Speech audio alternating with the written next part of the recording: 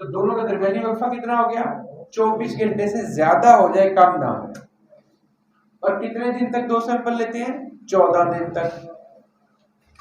अगर अब 14, अब बच्चा आया ही लेट है, वो दम दरूद करवाता रहा कहीं से, वो हड्डी वालों को भी दिखाता रहा, वो आपके पास लेट पहुंचा है, आप पास पहुंचा है वो 18वें दिन, आप क्या करें? ये लाइन क्या लगाई है मैंने? ये प्रोबेबिलिटी ऑफ वायरस आइसोलेशन है। अगर पहले दिन ही रिपोर्ट हो गया तो सबसे बड़ा चांस है अगर पोलियो है तो डिटेक्ट हो जाएगा। जैसे जैसे दिन गुजरते जाते हैं तो बॉडी से वायरस का लोड कम होता जाता है। वायरस ने अपना काम कर दिया, उसने बॉडी को डैमेज कर दिया है, अब वो कम होता चला जाएगा बॉडी में। 14 दिन गुजर जाएंगे तो ये बड़ा निग्लिजिबल इतना सा रह जाएगा कि इतने चांस है सिर्फ वायरस आइसोलेट होने के। पोलियो होगा भी, टेस्ट कराने के बाद इतना चांस है कि वो पता चल सके हमें। ये फर्स्ट के लिए 100% है, ये 0% है। तो ये यहाँ पे अब हम इसको 60 दिन तक ले जा सकते हैं। ये इधर जाके टच हो जाती है, खत्म।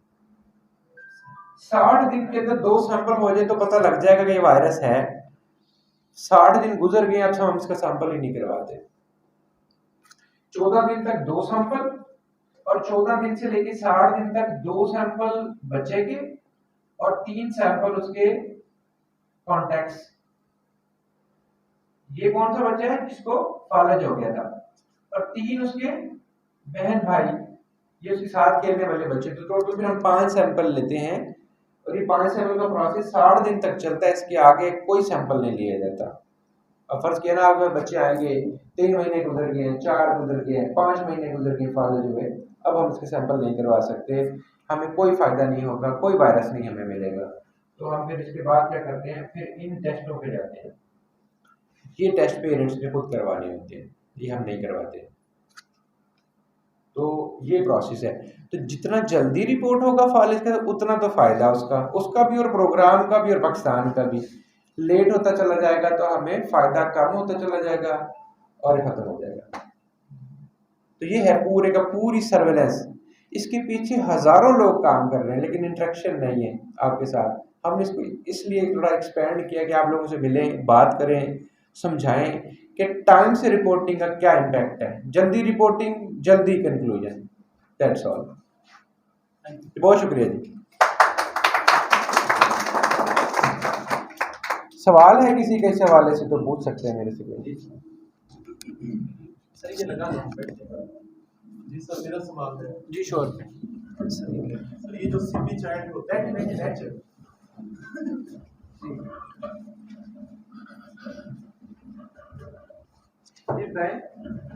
सीपी चाइल्ड बच्चे जो हॉस्पिटल में पैदा होते हैं, ये डॉक्टर्स की गफलत होती है, तो उसको कवर क्यों नहीं किया जाता?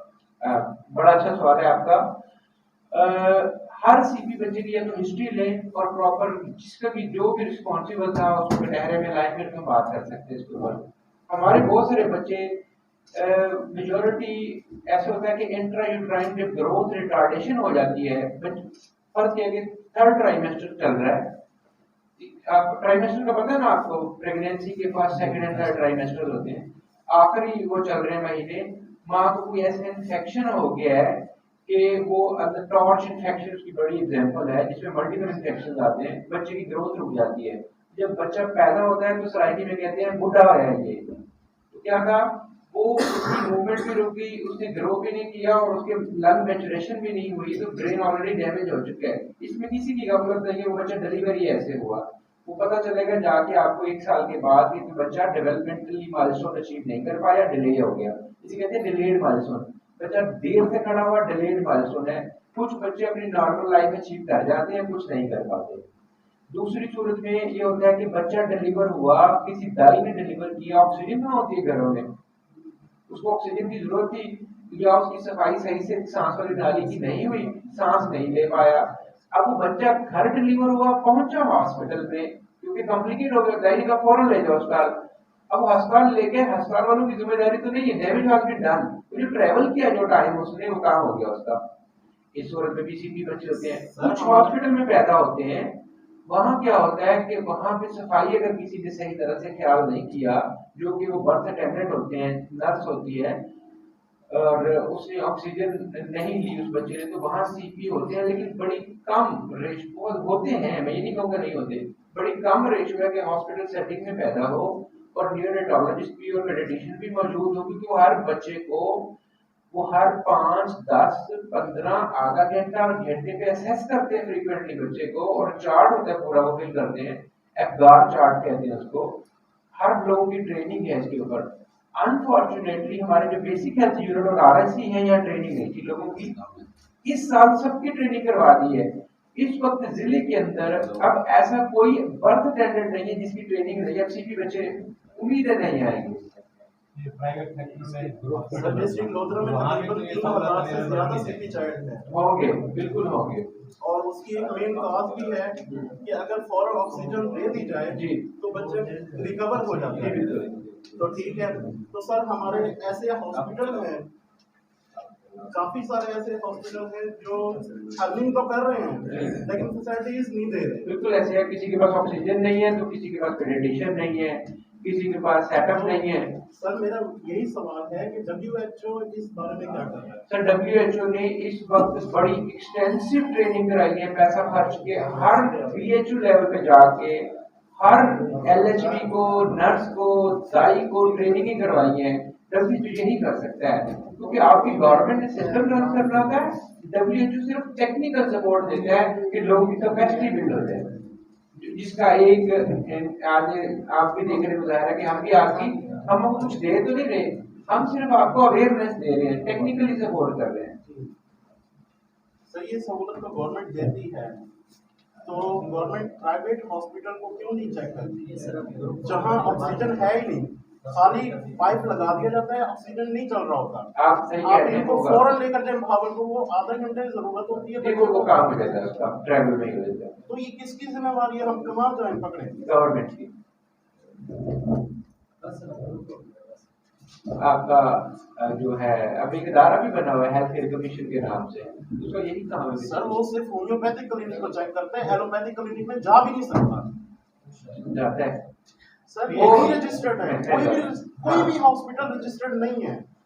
होंगे, पॉसिबिलिटी है। PSC जो इनके हॉस्पिटल रजिस्टर करती है, इनको लाइसेंस देती है, तो उसमें ये चीज तो सबसे पहले रहती है। आपके साथ कॉर्पोरेट उसे कहते हैं minimum standard delivery, minimum delivery standard system, MDS कहते हैं उसको। वो पूरा परफॉर्मेंस 75 इंडिकेटर है, आपने एक चीज पूरी करनी होती है, तो वो बस इम्प्लीमेंटेशन नहीं है इस मुल्क में, ये तो आपको भी बताया, मुझे भी। सर फिर उस इदारे को कैसे चलने दिया जाता है जहाँ फैसिलिटी ही ना दे? ये वो प्रॉब्लम्स हैं जिसका मैं कोई रोल लगा नहीं सर मुझे सकता। खुद तकलीफ होती है, अल्हम्दुलिल्लाह मैं सीपी चाइल्ड को ट्रीट कर रहा हूँ जी, और तकरीबन 360 पेशेंट मेरे पास इस वक्त रिपोर्ट है जी, होगी। और अल्हम्दुलिल्लाह उनका काफी बेहतरी आ रही है। 2-3 साल हो गए उनका। अच्छा मैं बता दूं, आप लोग भी इसको कंसीडर किया करें, जब सीपी बच्चा आपके पास आए ना तो उसको फिजियोथेरेपी करवाया करें। आपकी दवाई अपनी जगह, उसकी सबसे बड़ी दवाई उसकी फिजियोथेरेपी है। वालिदैन को भी समझाएं कि पट्टे उसके हरकत में रहे बच्चे के, वो हरकत में रहेंगे तो वो स्पास्टिक नहीं होंगे, अकड़ेंगे नहीं, तो जिंदगी के रोजमर्रा काम कर सकेगा। मेरी बाजू है यही अकड़ गई है, तो मैं ऐसे करके इसको ये नहीं उठा सकता। अगर मेरे वालिदैन ने मेरे पे मेहनत की है और मेरे पट्टे हरकत में रखे हैं, ये नरम रहेंगे, तो मैं ये चाहूंगा तो मेरा पट्टा मुझे इजाजत देगा इसको उठाने की। सीपी बच्चे में फिजियोथेरेपी का बहुत बड़ा रोल है, हर सीपी बच्चे को फिजियोथेरेपिस्ट के पास भेजा करें। और सर इसके अलावा आज जुम्मा है, मेरे सबसे जाना भी होगा, तो मेरी तरफ से बहुत बहुत शुक्रिया आप सर। एक ग्रुप फोटो हो जाए तो